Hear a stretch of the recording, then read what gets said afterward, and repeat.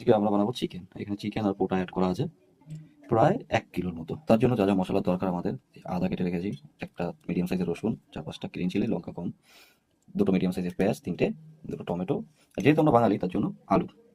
ঠিক আছে, এই মশলাগুলোকে পেস্ট করতে হবে, তার জন্য একটা মিক্সচার মেশিনে ছেড়েছি। আর এর সাথে লাগবে এই খাড়া মশলা, দুটো লঙ্কা, তেজপাতা, জিরা, গোলমরিচ, লং, এলাইচি, দারচিনি। বাস। চিকেনটাকে ম্যারিনেট করার জন্য যে মশলা দরকার, রেড চিলি পাউডার, 1 চামচ ধনিয়া পাউডার, হলুদ একটু দিতেই হবে কারণ অ্যান্টিবায়োটিক থাকে, সল্ট, এটার মধ্যে দিতে হবে পুরো মাস্টার্ড অয়েল, একদম খাঁটি সরিষার তেল দিয়ে বানানো। সরিষার তেলটা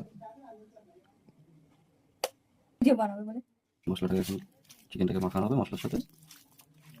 তো ফাইনালি বন্ধুরা, মাংস আমাদের ম্যারিনেট করার জন্য রেখে দেবো এখন 25 থেকে 30 মিনিট। গাইস, কড়াই গরম হয়ে গেছে, এখন কড়াইতে যাবে তেল। তেল যাচ্ছে, প্রথমে একটু অল্প তেল দিচ্ছে, আলুটা ফ্রাই করতে হবে আমাদের, তার জন্য কারণ আলুগুলো দেওয়া হচ্ছে। লবণ,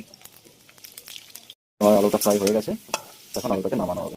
আলুগুলো ফ্রাই হয়ে গেছে, তেল আবার গরম হয়ে গেছে, এখন আমাদের খাড়া মশলা যাবে এর মধ্যে দিয়ে। এর মধ্যে যাবে এখন কুচানো পেঁয়াজগুলো।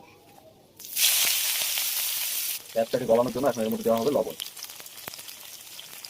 পেঁয়াজগুলোকে পুরো ব্রাউন করতে হবে, এই জন্য 10 মিনিট তো ভাজতে হবে। 10 মিনিট পেঁয়াজটা ভাজা হোক, ততক্ষণে আমরা একটা বিরতি নিই। পেঁয়াজটা ফাইনালি ব্রাউন হয়ে গেছে, এখন এর মধ্যে অ্যাড করবো আমরা চিকেন। আমাদের ম্যারিনেট করা চিকেনটা যে দেখতে পাচ্ছ, এখন এটা আমরা কড়াইতে দিব। এবার এই চিকেনটাকে পেঁয়াজের সাথে তেল দিয়ে সেটাকে কষানো হবে, যাতে চিকেনটাকে প্রথমে কষিয়ে নিতে হবে। চিকেনটাকে দেখো পুরো অনেকটা কষিয়ে ফেলেছি, এরকম নাড়াতেই থাকতে হবে, রেস্ট দিলে হবে না। ঠিক আছে, আমরা এটা দিয়ে দেবো চিকেনে আমাদের সেই পেস্ট। মশলাটাকে মাখানো হবে এখন, সেমটা বেরোচ্ছে না। রসুন দিয়ে প্রায় আমাদের 2 মিনিটের মতন কষানো হয়ে গেছে মাংসটা। এখন এর মধ্যে অ্যাড হবে গুঁড়ো মশলা। তো প্রথমে দেওয়া হচ্ছে লঙ্কার গুঁড়ো,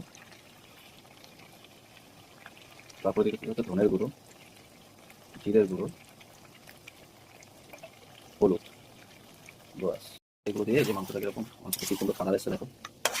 এবার এর মধ্যে দেওয়া অ্যাড করা হবে টমেটো। টমেটোগুলো দেওয়া হয়ে গেলো, টমেটোগুলো দিয়ে কষাতে হবে। জল গলছে, তার জন্য এখন কিছু সময় ঢেকে রাখা হবে। অলমোস্ট চেঞ্জ হয়ে গেছে, চিকেনের কালার অলমোস্ট চেঞ্জ হয়ে গেছে। এখন যাচ্ছে এর মধ্যে আলু দিয়ে চিকেনটাকে ভালো মতন কষাতে হবে, কষিয়ে তারপরে তো একটু সময় দেখতে হবে পরিস্থিতিটা কোন মুহূর্তে। এখন এটাকে কষাতে অ্যাড হচ্ছে এখন গরম মশলা পাউডার। চিকেনের সেন্টটা হয়েছে না, দেখো দেখো মাংস বয়ে পারেনি, কেমন হয়েছে? চিকেন